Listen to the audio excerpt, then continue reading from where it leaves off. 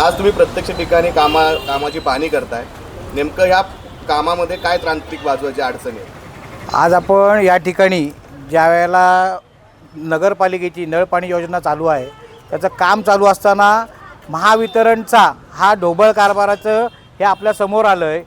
या ठिकाणी महावितरणची जी केबल आहे ती कमीत कमी 7 इंच 8 इंच कुठं 1 फूट अशा पद्धतीने मेन रस्त्यावरती यांनी अंतरलेली आहे।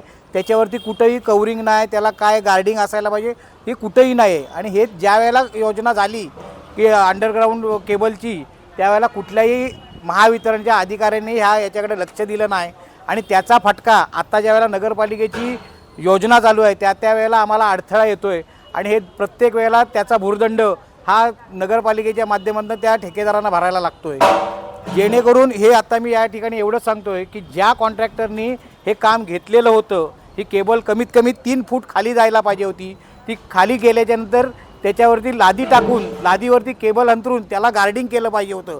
जो हा पाईप येतो त्याच्यानी हे कुठेही आपल्याला दिसत नाही आहे आणि इथं ज्यावेळेला केबल फिरते त्यावेळेला इथल्या कर्मचाऱ्यांना पण सांगता येत नाही की ही लाईन कुठनं येते म्हणून। तर आता जर इथं बघितलं तर ही सरळ जाते, परंतु तिकडनं गोल गुंडाळा उरलेली पाईप जी केबल आहे ती इथंच ठेवलेली आहे आणि ती कमीत कमी 6 इंचावरती आहे। असा हा ढोबळ कारभार जो आहे जो महावितरणचा, त्या सर्व अधिकाऱ्यांना एवढंच सांगतो आहे की याची पूर्णपणे चौकशी करावी।